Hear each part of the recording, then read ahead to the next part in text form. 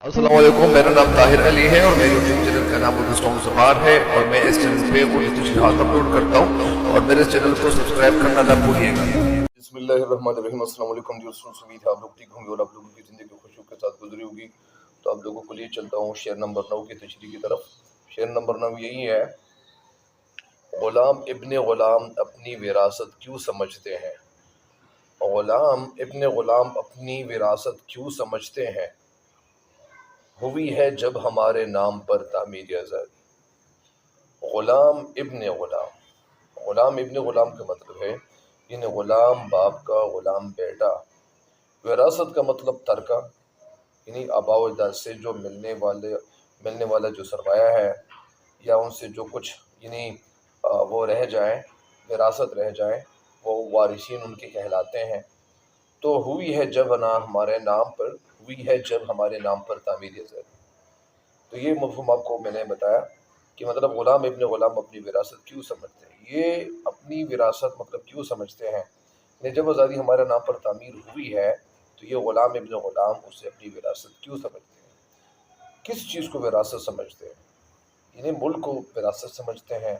तो इस तरह क्यों हो रहा है, मतलब शेर कहते हैं कि इस तरह नहीं होना चाहिए। तो अब इस शेर की तशरीह की तरफ आप लोगों को लिए चलता हूँ ताकि आपको डिटेल से समझा सकूँ। इस शेर में शायर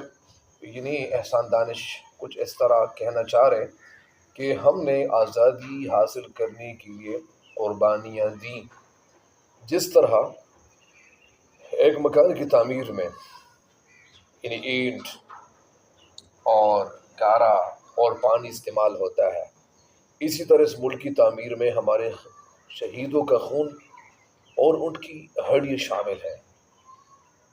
हम थे जो बेघर हुए, हम लोग थे कि हमारा घर बार छीना गया, हम बेघर हो गए और हम लोग होमलेस हो गए। बेघर के मानी होमलेस इंग्लिश में, अंग्रेजी में। जिन्होंने बेटे कुर्बान करवाए और जिन्होंने अपने बेटों का नजराना पेश किया, वो किसके लिए, इस मुल्क के लिए। उनके रिश्ते नाते जो थे वो छूट गए, वो तोड़े गए, वो ख़त्म किए गए। और लोगों ने, ज़ाहिरी बात है कि जब एक जगह पे कोई बंदा जा रहा होता है, वो जगह उनके लिए नहीं होती है, तो उस जगह की बड़ी मुश्किलात होती हैं। और सबसे बड़ी मुश्किल जो थी वो यही थी कि मुसलमानों को बेदर्दी से कत्ल किया जा रहा था। तो क्या ये तकलीफ़ से कोई कम तकलीफ़ है कि जब किसी का भाई, किसी का वालिद, किसी की माँ, किसी की बहन और उनको कत्ल किया जाता हो और उनके साथ बेदर्दी का सलूक किया जाता हो, तो तकलीफ़ उठाकर और मुसीबतें और मशक्क़तें झेल कर, ये झील नहीं है, झेल कर बिलाखिर एक आज़ाद मुल्क हासिल कर लिया। तो जब मुल्क आज़ाद हासिल किया, लेकिन आज हमें इस आज़ादी के जो समरात हैं या जो इस मुल्क की आज़ादी के जो फल हैं, हम इन फलों से और इन समरात से महरूम हैं। हमें डिप्राइव किया जा रहा है और लोग डिप्राइवेशन के शिकार हैं, मतलब यानी महरूमी के शिकार हैं। हमें हमारे बुनियादी हुकूक मुहैया नहीं किए जा रहे। यानी जिस तरह मैंने पहला जो शेर था उसमें मैंने कहा था कि जिस तरह यानी कोई बंदा वो आज़ादी हासिल इसलिए करना चाहता है, जिस तरह मैंने गाड़ी की मिसाल दी थी।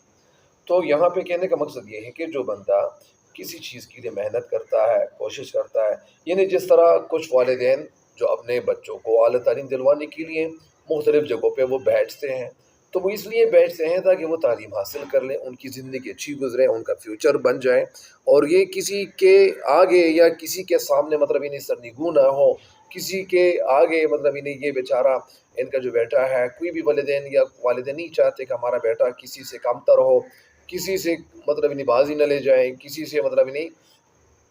कम यानी काबिलियत रखने वाला हो। तो हर किस्म के जो वालिदैन होते हैं, वो तमाम किस्म जितने भी जो वालिदैन हैं, वो यही चाहते हैं कि हमारे जो बेटे हैं वो मतलब कामयाब हों, सुरखरू हों। तो यहाँ पे मतलब इन वालिदैन अपने बच्चों को आला तालीम के लिए इसलिए बैठते हैं, उन पे खर्च इसलिए करते हैं ताकि उनका यानी फ्यूचर बन जाए। इसी तरह यहाँ पे जो लोग थे, जो मुसलमान थे या मुसलमान नहीं थे, वो मुस्लिम थे या नन मुस्लिम थे, तो कहने का मकसद यह है कि ये जो मुल्क हासिल किया जा रहा था, तो इसमें बहुत सारे लोगों ने मतलब इन्हें अपनी जानों का नजराना पेश किया था और उनकी जानें जो थी वो इस पे चली गई थी। लिहाजा शेर कहते हैं कि हम इतना ज़्यादा इतना कुछ किया, اتنی تکلیفیں اٹھائیں، اتنا کچھ کیا، اور ہمیں ہمارے گھروں سے بے دخل کیا گیا، اور ہماری جانیں جو تھی وہ قربان کی گئی، لیکن اس کے باوجود لوگوں کو آزادی حاصل نہیں ہو سکی۔ کیوں نہیں ہو سکی؟ کیا وجہ ہے کہ آزادی نہیں حاصل ہو رہی؟ تو یہ ساری باتیں مطلب شاعر یہاں کہنا چاہ رہے ہیں، اور یہ بات اس لیے کہنا چاہ رہے ہیں کہ شاعری کے ذریعے سے وہ لوگ جو ہمارا فیوچر ہے، تو ان کو یہ سبق اس لیے پڑھایا جا رہا ہے کہ آپ لوگ یعنی کل ہمارے ناخدا اگر اس ملک کے بن جائیں، مطلب ناخدا کا مطلب نہیں، آپ لیڈر بن جائیں، تو آپ اپنے ملک کے لوگوں کے ساتھ ناانصافی نہیں کریں گے، آپ ان کے ساتھ بے انصافی سے پیش نہیں آئیں گے۔ اور ایک بات یہ بھی ہے کہ اس دنیا میں جو کوئی بھی بندہ آتا ہے تو ان کی عمر کتنی زیادہ ہوتی ہے، تقریباً اگر کسی کی عمر 100 سال سے زیادہ ہے، 200 سال سے زیادہ ہے، تو کسی کی عمر تو 1000 سال تو نہیں ہو سکتی۔ تو اگر 100 سال ہے، 200 سال ہے، لیکن زندگی تو ان کی ویسی بھی گزرنی ہے۔ لہٰذا شعر کہنا یہ چاہتا ہے کہ اسی وجہ سے ہر انسان کو دوسرے انسان کے کام آنا چاہیے۔ اگر کوئی لیڈر ہے تو جس طرح وہ اپنے رشتہ داروں کے لیے مطلب ہی نہیں، وہ کوششیں کرتا ہے، محنتیں کرتا ہے، ان کے لیے اچھی اچھی جگہ ڈھونڈتے ہیں تاکہ والد تعلیم حاصل کر لے، مختلف ان کے ساتھ شاید وہ پیسوں کی مدد کرتا ہو، لیکن کہنے کا مقصد یہی کہ یہی مدد سارے لوگوں کے ساتھ کرنی چاہیے، سارے لوگوں کے کام آنا چاہیے۔ اور اسی وجہ سے جب لوگوں کے کام آئیں گے، لیڈر ایسے ہوں گے جو اچھے ہوں گے،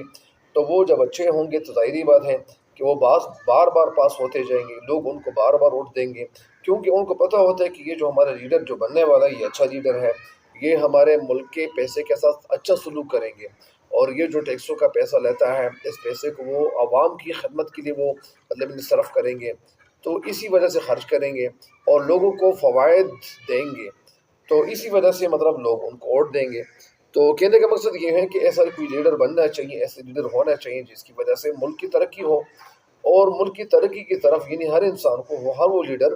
جو یعنی ملک کو سارے ملک کو ایک ہی نظر سے دیکھے، تاکہ وہ کسی بھی صوبے کے ساتھ وہ زیادتی نہ کر لے، ہر صوبے کے ساتھ مطلب ان کی جو مساوی حقوق ہے ان کو وہ حقوق دلوائے، تو پھر یہی لیڈر بہت اچھا لیڈر ثابت ہو سکتا ہے۔ تو اسی وجہ سے شاعر یہی تشریح دیے، مطلب اس کی تشریح یہی بنتی ہے کہ ہمیں مطلب یعنی وہ آزادی حاصل نہیں ہو سکی جس آزادی کے لیے ہمارا ملک جو تھا وہ بنا گیا تھا، لہٰذا ہم نے اتنا کچھ کیا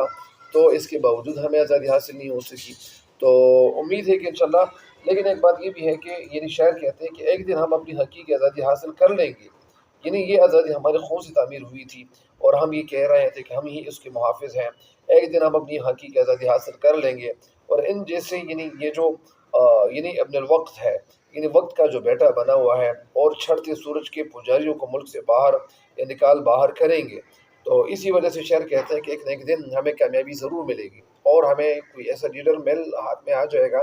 جس کی وجہ سے سارے ملک کی ترقی ہو، سارے عوام کی ترقی ہو، اور صرف عوام کی ترقی نہ ہو بلکہ سارے لوگوں کی ترقی ہو، اور ہر انسان کے ساتھ مطلب یعنی مساوی حقوق ان کو دلوائے جائیں، ہر انسان کے کام آ جائیں، تو ظاہری بات ہے کہ زندگی تو بہت تیزی کے ساتھ گزر رہی ہوتی ہے۔ تو اسی وجہ سے ایسا کوئی لیڈر جب مل جائیں جن کی وجہ سے ہماری سائنس اور ٹیکنالوجی میں بے انتہا ترقی ہو، تو ایسے لیڈر شاعر کہتے ہیں کہ ہمیں ملنا چاہیے، اور ہم کہتے ہیں کہ انشاءاللہ ایسا ہمیں مل جائے گا، ایسا سب کچھ اللہ کے فضل و کرم سے ہو جائے گا۔ تو شعر کہتے ہیں کہ ہم سرخرو ہوں گے۔ تو اس حوالے سے ایک دو شعر ہے، وہ یہ ہے جو پچھلے شعر کی تشریح میں جو کر چکا ہوں، تو ایک شعر وہ جو میں شعر نمبر 7 کی تشریح کر رہا تھا، تو اس کے ساتھ ایک دو شعر میں مطلب ایڈ کرنا چاہ رہا تھا لیکن میں بھول گیا، تو ان کے ساتھ سب سے پہلے جو شعر نمبر 7 ہے، اس کے ساتھ جو ملا ہوا شعر ہے، تو وہ آپ نوٹ کر سکتے ہیں، وہ یہ ہے کہ ابھی تک پاؤں سے چمٹی ہے زنجیر غلامی کی، ابھی تک پاؤں سے چمٹی ہے زنجیر غلامی کی، دن آ جاتا ہے آزادی کا، آزادی نہیں آتی۔ دوسرا شعر ہے کہ انہی اقوام کے رحم و کرم پر اب بھی جیتے ہیں، انہی اقوام کے رحم و کرم پر اب بھی جیتے ہیں، غروری حریت نے جن سے حاصل کی تھی آزادی۔ تو یہ شعر نمبر 7 کے ساتھ مطلب یعنی یہ شعری مثال ہے، اور ہر شعر کے ساتھ یعنی شعری مثال ہونا چاہیے۔ آپ درمیان میں بھی شعر کو ایڈ کر سکتے ہیں، ایک کی بجائے 2 شعر بھی ایڈ کر سکتے ہیں، 3 شعر بھی ایڈ کر سکتے ہیں۔ اسی طرح شعر نمبر 8 کے ساتھ جو میں تشریح میں بھول گیا تھا، تو وہ شعر کچھ یوں ہے، شعر نمبر 8 کے ساتھ مطلب ایک شعر کو تو میں شاید کہہ چکا تھا، وہ شعر یہ بھی ہے کہ جب بھی اہل چمن کو ضرورت پڑی خون ہم نے دیا، گردنیں پیش کی، پھر بھی کہتے ہیں ہم سے یہ اہل چمن، یہ چمن ہے ہمارا تمہارا نہیں۔ دوسرا شعر اس کے ساتھ یہ ہے کہ یہ داغ داغ و جالا یہ شب گزیدہ سحر، یہ داغ داغ و جالا یہ شب گزیدہ سحر، وہ انتظار تھا جس کا یہ وہ سحر تو نہیں۔ یہ فیض احمد فیض کا شعر ہے۔ شعر نمبر 109 کے ساتھ جو تشریح جو شعر ہے وہ دو شعر ہے، وہ بھی فیض احمد فیض کے ہیں۔ وہ کچھ یوں ہے: ابھی چراغ سرے رہ کو کچھ خبر ہی نہیں، ابھی چراغ سرے رہ کو کچھ خبر ہی نہیں، ابھی گرانی شب میں کمی نہیں آئی۔ دوسرا شعر ہے: نجات دید و دل کی گھڑی نہیں آئی، نجات دید و دل کی گھڑی نہیں آئی، چلے چلو کہ وہ منزل ابھی نہیں آئی۔ تو امید ہے کہ انشاءاللہ آپ یہ جو شعر دونوں میں آخر میں نے آپ کو مطلب انہیں بتا دی ہے، تو امید ہے کہ آپ ان کو بھی ایڈ کر دیں گے، اور ہمیں خصوص دعاؤں میں بھی یاد رکھیے گا تب تک کے لیے، اور اپنی رائے کا اظہار کمنٹ سیکشن میں ضرور کیجیے گا تاکہ اس کی وجہ سے ہمارا حوصلہ بڑھے۔ تب تک کے لیے مجھے دیجیے گا اجازت۔ اللہ نگہبان۔